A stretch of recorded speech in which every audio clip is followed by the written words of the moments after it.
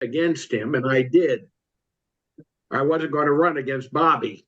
It's a fine line, wrinkles, and those unmarked bags. That's little as 10 minutes. So yeah, you can look here.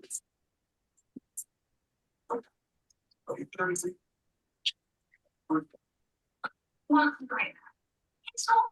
Henry, I don't know if you got word on that Dr. Rosen situation, but they did better.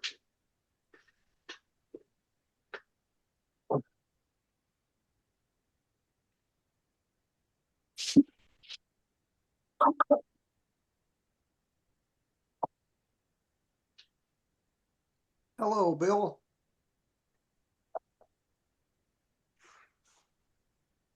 Hello, Bill.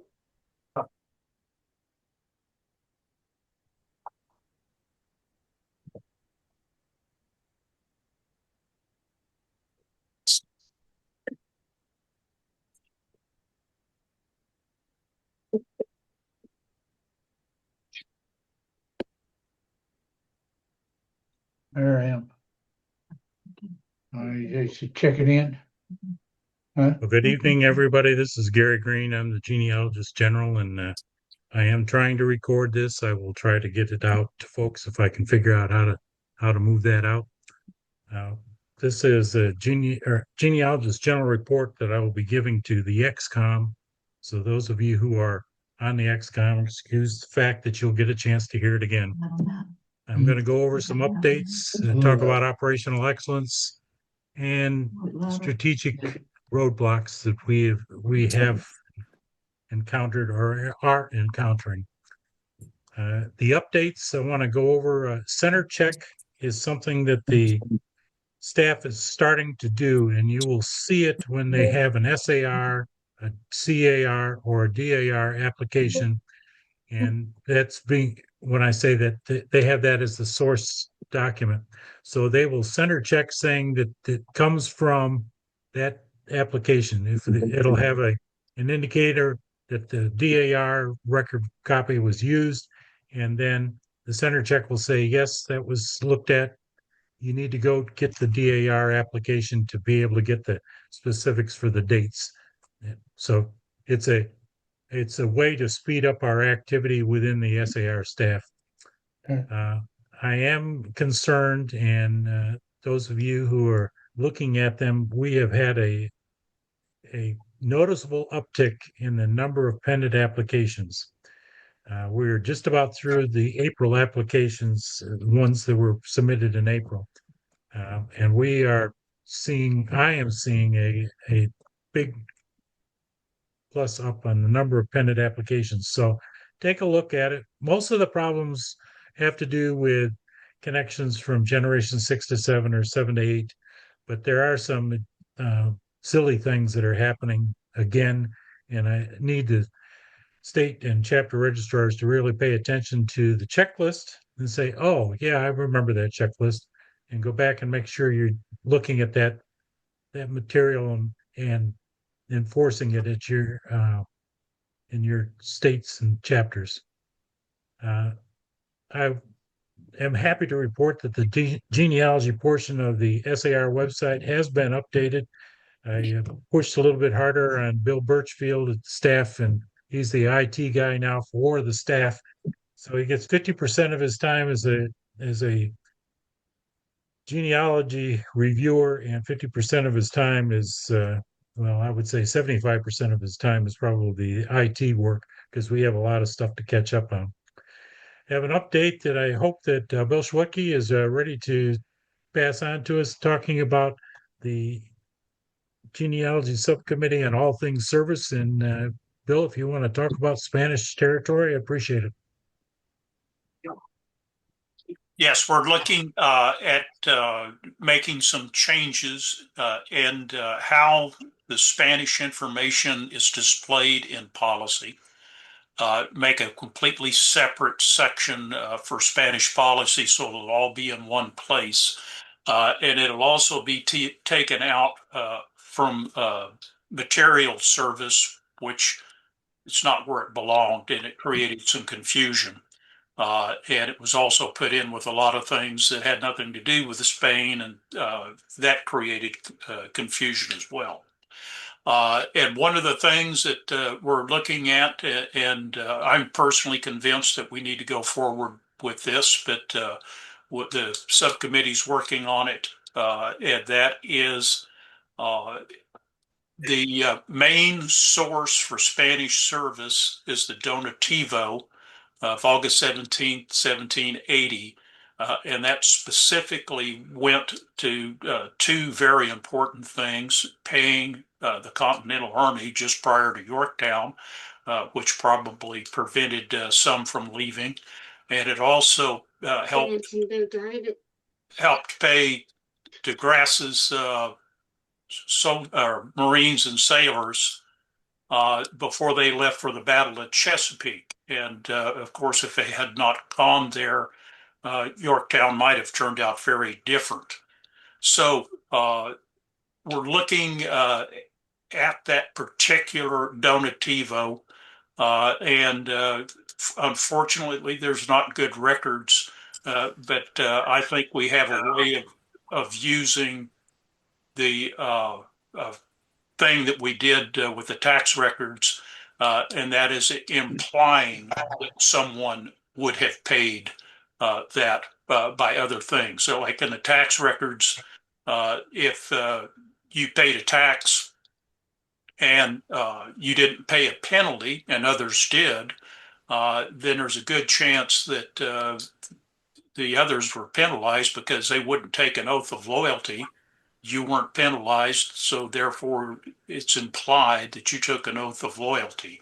And so we're looking at similar things to substantiate the Donativo. I think this has got the potential to open things up. There's some problem areas here, but I think we've got good prospects to work through that.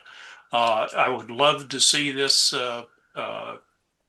come before the committee for their vote on it at the fall leadership, but I think it's very realistic to think more that it'll get pushed back to the spring.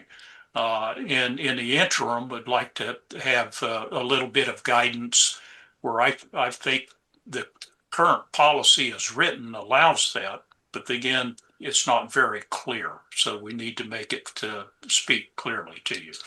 And anybody have any questions on that? Boy, that was easy, not for genealogy. Wow. And the other part of this is that we've got some people with expertise in this area, primarily from Texas, but there are people from other states. And I think that working with them and taking advantage of the manpower they bring and the expertise they bring, that we may be able to make some breakthroughs in identifying what service was done by the Spanish, expanding geography, etc., identifying the service more correctly. Like right now, where it is, some clearly military service is identified as material service. And I'd like to see that cleaned up. So hopefully we'll move forward with that next year, or whoever's on the committee, we hope will move forward with that next year. That's all I've got. Well, thank you, Bill. Okay, this is a review of data, and the best way I can describe it, last time I gave this to you, it was all data, and I've tried to turn it into a little bit more of a display for you to review. We are very positive in application wait times have been slashed for over 50%. Our approval rate is steady right about 97%, and this is from January through May. And our team productivity, our genealogist team, has peaked. We're saving hundreds of hours because they're getting the right training and they're moving on. The negatives, and you need to be aware of it more than anything else, is that physical storage is exhausted. The vault is pretty much filled. We are finding ways to maneuver around in the area, but we're adding supporting documentation right and left, and we're struggling trying to get that figured out. The paperless application seems to be in a holding pattern. It's the operational plan says we'll do it by 2027. The folks who are working it are saying it used to say 2030. That's where we're aimed at, and more than likely it'll be moved back to that 2030 just because things happen and we can't get moving. We also have to worry about unapproved funding and unresolved vendor costs. The project timeline dispute halts our progress. So we need some help from the EXCOM. That's the bottom line on this, to look at IT funding. Secretary General Greenlee has put it that he said, you figure it out what's going to happen and I'll find a way to get it funded. So that's the IT challenge, and they're moving in that direction. This is where you sit back and pat yourself on the back. Take a look at this from December 24 to May 26, how the supplemental application process time has reduced from 65 down to 29 weeks. It's kind of bubbling back up because we're still aiming to get the new applications down below 8 weeks. The new applications have been a steady decline, 18 weeks down to 9 weeks, but that is because you guys are doing an unbelievably good job out in the field. So pat yourself on the back, encourage your guys that they're doing the right thing. If you're the state point of contact, this is where we needed to be moving. I think we'll bring the supplemental process time a little bit in August, but we'll have to work with the new genealogist general to see what he thinks on that. Our volume snapshot, we covered about 2,500 or 2,300 applications. Our approval rates are 97% for new, 90% for supplementals, and the backlog or the processing time is reduced quite a bit. So we look at the strategic goals, and this is something that the EXCOM looks at all the time, which is why I'm bringing it up to the EXCOM.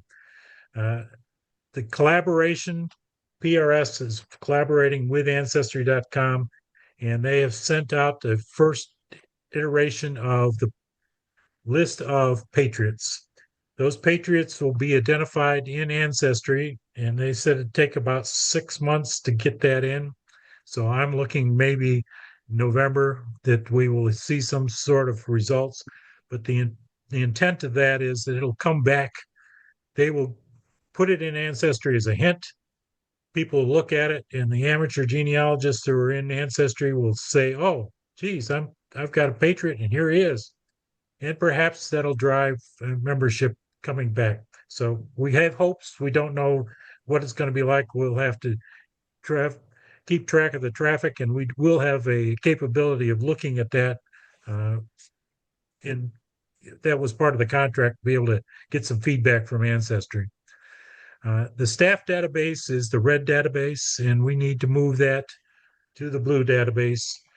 Part of it is John Toon and what he does for taking new members in or new applications in and then turning them into members. Part of it is the staff. The genealogy staff are still working in the red database, and until we get the paperless application up, they'll still be working on that database. So we're trying to find ways to move them a little bit at a time, but it would cause some stir right away. When it happens, it'll cause some delay in application processing because it'll be different. So we have to be aware of it when it does occur. We do need statements of work for the funding approval for growth acceleration partners. That's the mission data if you're an old school, and that's they changed their name about a year and a half ago. The digitization process is something that Jim Falkenberry has been working on for a while. We're trying to get the vault digitized. We put out some bids and got some bids from Louisville folks, but they were rejected because they didn't really fill the needs. So Jim went back and has built an RFP, a request for proposal, and he's got it before the leadership, and the leadership needs to review it and say, okay, we're going in that direction. Patriot Research System, this is kind of the ancestry bit again. Patriot Research System is up and running, and a lot of you guys helped build that, make it work. The bridge is getting the data from the PRS to Ancestry, and then Ancestry has to load it in their platform. We will be giving them periodic updates for any delta, meaning we added these new patriots in this next time period. So it won't be a big push in future time. The first push will be quite a bit. So we're hoping that it'll improve the traffic and membership interest because people are going to see it in Ancestry. So we are working on collaboration. If you have any concepts of collaboration with other organizations, I'm sure the IT committee would love to hear where we could look at it. And the GRS committee is kind of the think tank. That may be the first place. Get in touch with Jim Engler and say, I think we ought to look at da-da-da-da and work from there. We do have the digitization bottleneck. It's kind of it's going to take us some money to be able to do this. It's going to take us some time. It looked like with the Louisville proposals, the ones from the local area, it was going to take 6 months to a year to go through the vault. They were going to have to take the stuff out of the vault down to their office and back, bring it back. We will have to work on that, but we've got to be able to do that. Problem is paying for it, and we expect that it's going to cost us some bucks to do that. But the eventual line is that we'd be able to use that as a source of revenue down the road once we have it indexed. I do want to applaud Washington and Oregon and Alaska for helping us try to pilot a program that's saying we're going to send in your data, our supporting documentation electronically. And we're going through some pretty heavy growing pains to make that work, and then trying to get it into the PRS. But I think once we get this settled down, then we're going to be looking for volunteers. The limitation right now will be that we need to do it using the current online application system. So those who are working in the online application now will be eligible to start or to continue that, but we've got to get it cleaned up first. And John and Dave Witter, John Kraft and Dave Witter are really working well with Bill Birchfield to make this thing work. So thank those guys for piloting this program. Part of our plan is to get rid of the red database. It's a 2005 access program that has not been updated since 2005. The staff are using it, they're surviving with it, but we need to get it so that they don't have to do double entry, particularly John Toon having to do double entry on the database. We want to include the SAR University. We have the e-learning tab, and that's some guys are still using that, and encourage your brand new registrars to take a look at that, try to go through that, and then ask questions of you later. We need to keep growing registrars at the chapter level and at the state level. So it's a good starting point for them. The eventual goal is to get to the paperless applications so that all our supporting documents are sent in as a part of the application, and everything will be electronic. Yeah, I'll be down in a minute. Okay. Want to have you notice this is the report card, the 84%. We were up at 88% at the end of December last year. We're at 84% at this point, so it's a drop in productivity. We did have 188 applications pended during this time frame. This is January to May, and it's a little bit of decrease, but I think that's where I've got to push you a little bit to say, put some attention to the detail on the applications that are coming to you, and say, okay, we got to make sure that we've got the supporting documentation that says Generation 6 is the son or daughter of Generation 7.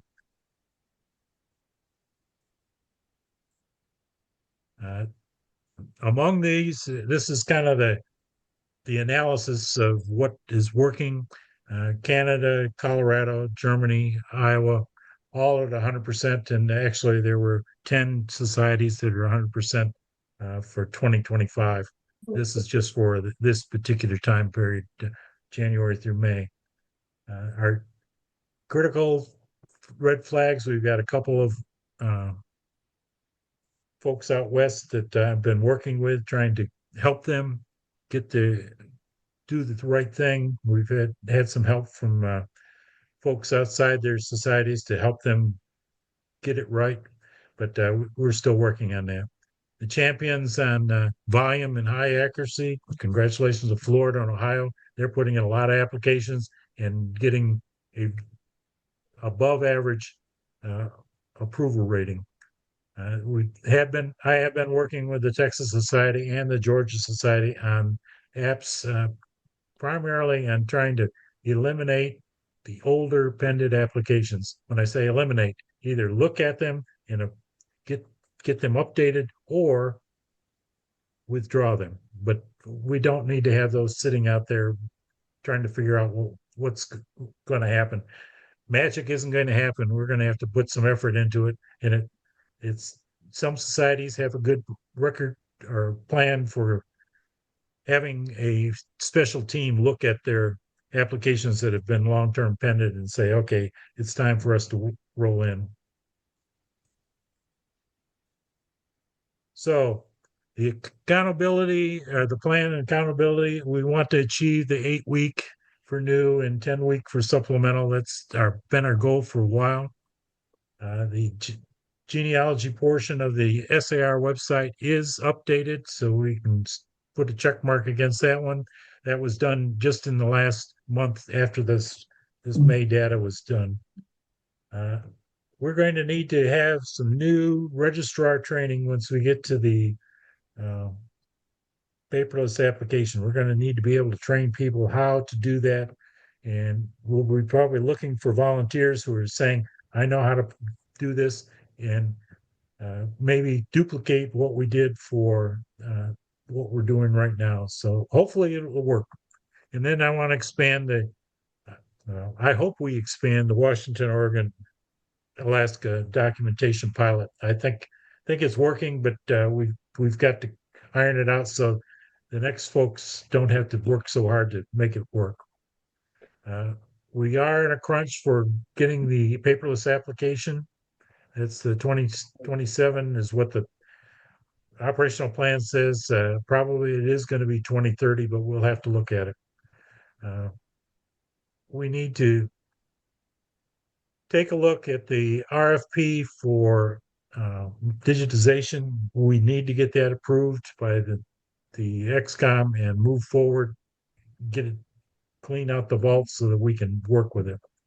And then we've got to get the funding released. Well, okay, where are we going to get that funding? Part of it is if we keep the money coming in from dues and the fees are covering our genealogy staff, but if we can keep the people in the SAR and keep the dues up to date, we will have some funds. The other is if you are interested in supporting it, there's an IT special purpose fund that we can designate, say this money is coming in and it's going toward getting this digitization taken care of, getting the funding for the paperless application. We're going to need that money to make it work. I don't think we can do it all with dues.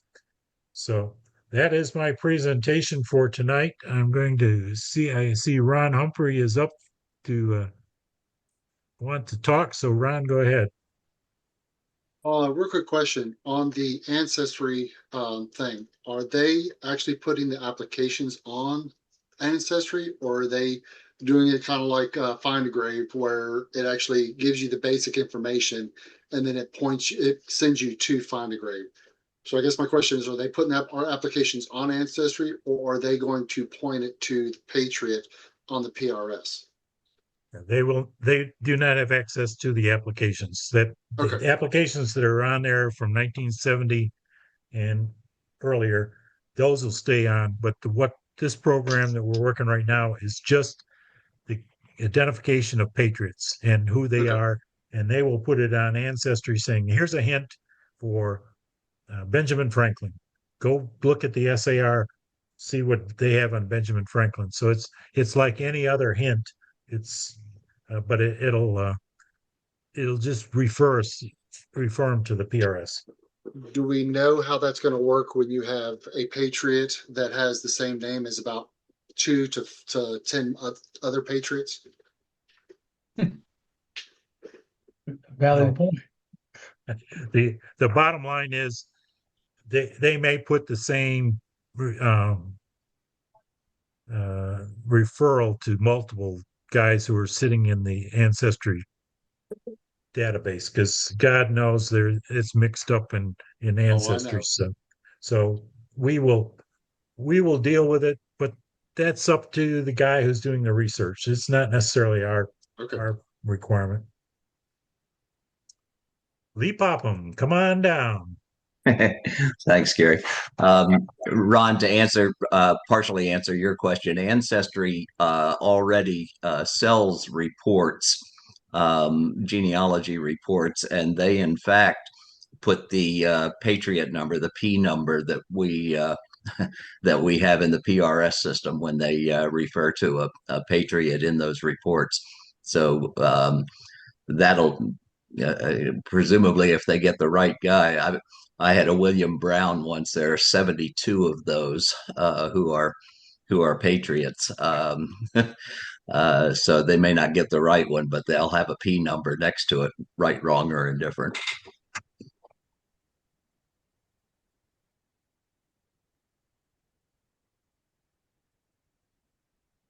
Okay. It's going to take me a couple seconds. I'm trying to stop sharing here. So just a second.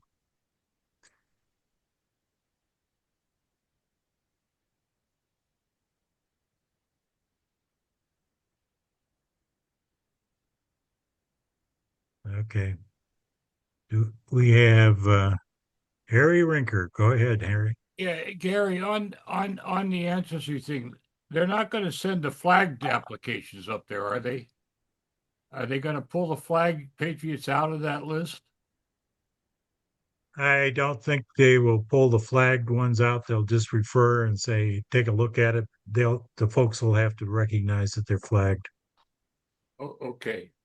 Because I think there's a lot of false hope up there if they don't somehow say that, wait a minute, these are potential Patriots, but they're not usable. Yeah, I think, well, the only thing I can offer is that it's a buyer beware. You're on there, and they're just going to have to deal with it, is what I think. Okay, Stuart Rice. How do you volunteer to become part of the electronic documentation pilot?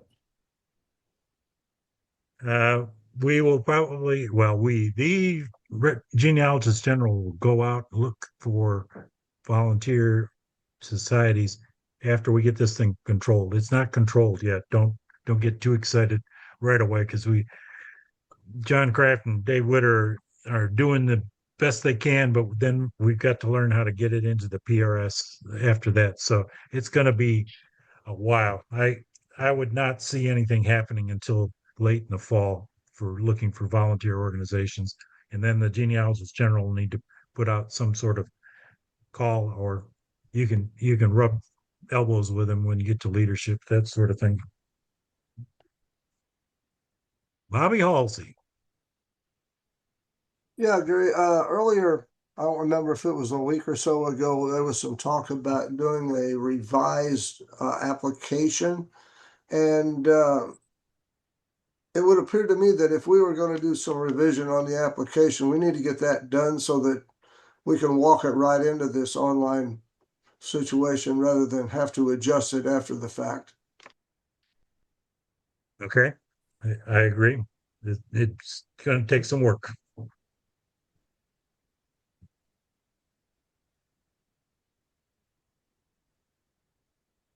Any other concerns, comments, inputs?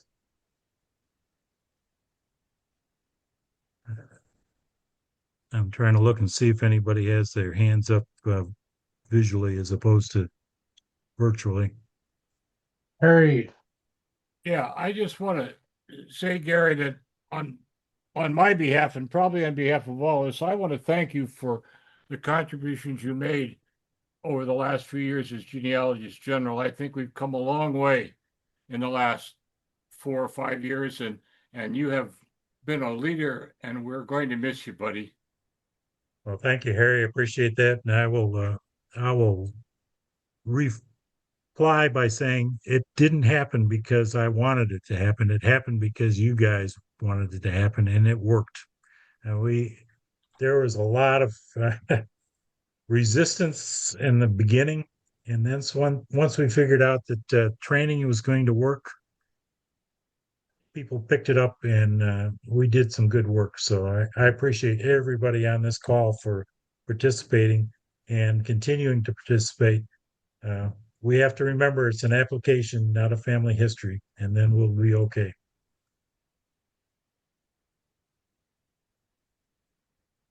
Okay, I don't have any other comments, concerns, considerations.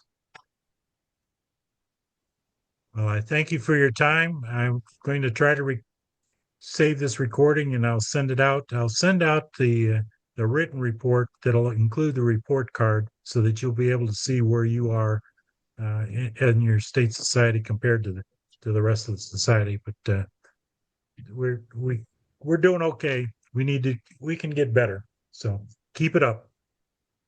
thank you, Gary. Thank you, Gary. Thank you, Gary. Good job. Thanks, Gary. Thanks, Gary. I don't think you should be allowed to step down, but I guess it is what it is. I agree. Okay. Thank you, folks. Appreciate it.